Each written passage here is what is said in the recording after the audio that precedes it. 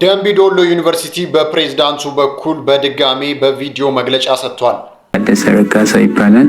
የደምቢዶሎ ዩኒቨርሲቲ ፕሬዝዳንት ነኝ። ዛሬ ወደዚህ የመጣንበት ዋናው ምክንያት ሁለታ ኢቢኤስ ቴሌቪዥን በአዲስ ምዕራፍ በሚለው ፕሮግራሙ ላይ አንዲትን የደምቢዶሎ ዩኒቨርሲቲ ተማሪ ነበርኩ የምትል ግለሰብ አቅርቦ እዛ ውስጥ የደምቢዶሎ ዩኒቨርሲቲ ተማሪ እንደነበረች አድርጎ ነው ያቀረበው። በዛ ሚዲያ ያየነው እንግዲህ በጣም የሚያሳዝን የሚደንቅ ሰው ባልተጣራ ወሬ በሌለው መረጃ አንደኛ ይሄ ተቋም ይሄ ቴሌቪዥን ጣቢያ መረጃም ከዛም ከዚህም ወስዶ እውነትን ማውጣት ነው የሚዲያ ሚና። አሁን እነሱ ያደረጉት ቀጥታ ልጅቷን እንዴት እንዳገኙም አላቅም፣ ማን እንዳመጣላቸው ምንም የተናገሩት ነገር የለም። ስለዚህ ቀጥታ ልጅቷን አናግረው ልጅቷ ላይ ከደምቢዶሎ ዩኒቨርሲቲ ተጠልፋ ታግታ ጫካ ተወስዳ 1 ዓመት ከ6 ወር እንደዚህ አድርጎ ነው የሰሩትና ይሄ ቶታሊ ኃላፊነት የጎደለው ተግባር ነው። ምክንያቱም ቢያንስ የኛ ተማሪ መሆኗን ከኛ መረጃ መውሰድ ነበረባቸው። እንዴ አይነት ተማሪ ከናንተ እንደነበረች እንዲህ ብላለችና ምንድነው የምትሉት ምን አለ ማለት ነበረባቸው። የሚዲያ ተቋም ማለት ሚዲያ እኮ ኃላፊነቱ ግልጽ ያልሆነ ነገር ለፓብሊኩ ምንም ብዥታ በማይፈጥር መልኩ ግልጽ ማድረግ ነው። አሁን ኢቢኤስ ያደረገው ጭራሽ ብዥታን መፍጠር፣ ሰዎች ኮሚኒቲ መካከል መጠራጠር እንዲፈጠር፣ ሌላው ብሔር አንዱን እንዲጠራጠር የማድረግ አንዱ ተማሪ እዛ ሄዶ ነው እንዲታገተው እንዲሆኑ ብሎ አንዱ ላይ ለማነሳሳት ካለ ምንም ዓላማ የለውም፣ ትርፍም የለውም። ምን ያስተምራል? አሁን እንዲህ አይነት መረጃ አንደኛ ያልተጣራ እዚህ ያለው ማህበረሰብ የማይወክል አሁን ደምቢዶሎ አካባቢ ያለው ማህበረሰብ የዩኒቨርሲቲ ማህበረሰብን ጨምሮ ምንም በማያውቅ መልኩ ምንም መረጃ በሌለው የሱ ተማሪ ባልሆነ ሰው እንዲህ ስሙ ተነስቶ እንዲህ አይነት ሰው ኢትዮጵያ ውስጥ አለ ወይ ብሎ ነው ሲደነቁ የነበረው። ምን ማለት ነው ይሄ? ምንስ ይፈጥራል? ኮሚኒቲ መካከል ነገ ምንድነው የሚፈጠረው? በዚህ በተነሳ ግጭት ቢፈጠር ምንድነው የሚዲያ የሚጠቀሙ? የሚዲያ ሚናስ ይሄ ነው ወይ መሆን ያለበት? ምን አይነት ዘመን ላይ ደረሰን? አባት ልጁን ገሎ ሽንት ቤት የሚጥልበት ዘመን። የ2 ዓመት ሕፃን ልጁን ገሎ አስክሬኗን መጸዳጃ ቤት ጉድጓድ ውስጥ የጨመረው አባት በጽኑ እስራት ተቀጥቷል።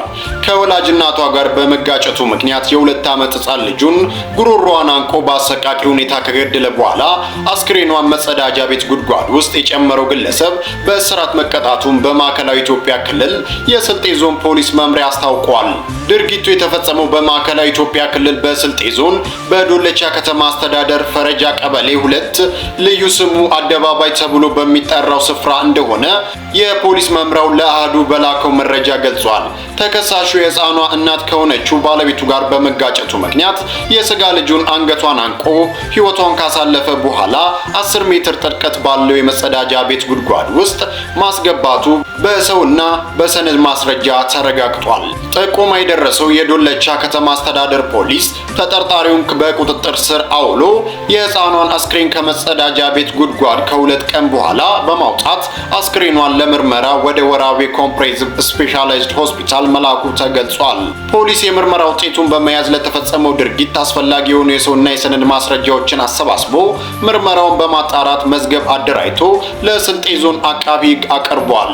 ፍርድ ቤትም ከአቃቢ ሕግ የቀረበለትን የነፍስ ግድያ ወንጀል ክስ የቀረበለትን ተገቢ የሆነ ማስረጃ መሰረት በማድረግ የስልጤ ዞን ከፍተኛ ፍርድ ቤት ተከሳሽን ያርማል፣ ሌሎችንም መሰል ድርጊት የሚፈጽሙ አካላትን ያስተምራል በማለት መጋቢት 4 ቀን 2017 ዓ.ም ተከሳሽ ደጀኔ መኮንን ገብረ ጻዲቅ በእድሜ ልክ ጽኑ እስራት እንዲቀጣ ወስኖበታል። ቲክቶከሮችና ፌስቡከሮች ጉዳችሁ ፈልቷል። መንግስት በአዲሱ መመሪያ መሰረት በዩቲዩብ፣ ቲክቶክ፣ ፊልም፣ ሙዚቃ፣ የሜትር ታክሲ የሚሰጡ ፖድካስት እንዲሁም በድረገጽ የሚለቀቁ መጽሐፍቶችን በአጠቃላይ በዲጂታል መንገድ ገቢ የሚያገኙ ታክስ ሊከፍሉ እንደሆነ በዚህ ሰዓት ተሰምቷል። ከሰሞኑ 2 መንታ ልጆችን ያገኘው ማስተር አብነት በጎ አድራጎት የጀመረበትን ሁኔታ በእንባ በመታጀብ እንዲህ አስረድቷል። በዛ ሁሉ ስቃይ ውስጥ እያለሁ ተስፋ ቆርጬ ቤት ተደብቄ እያለሁ በካንሰር ታመምኩ። አሁን ደህና ነኝ እኮ እግዚአብሔር ይመስገን።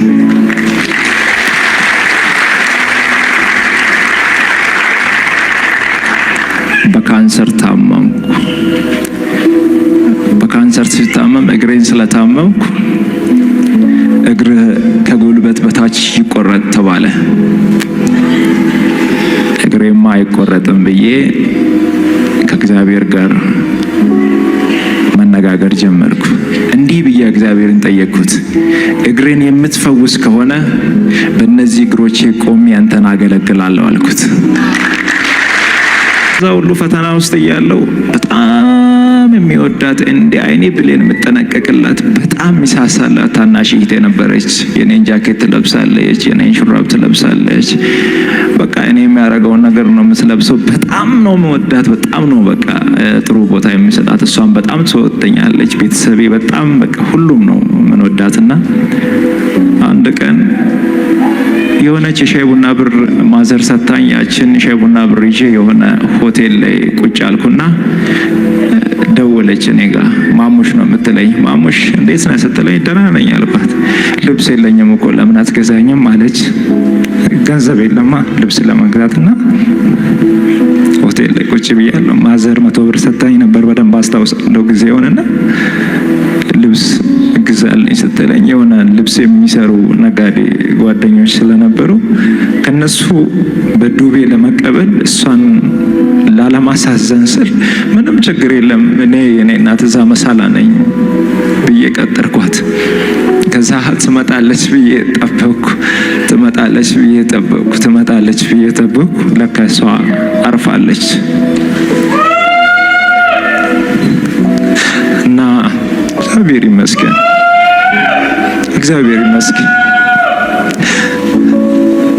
ይሄ ማራፏን ሰማውና ሆስፒታል ሮጬ ሲደርስ የነበረው ትንሽ ትንቀሳቀስ ነበረና እጄ ላይ አረፈች።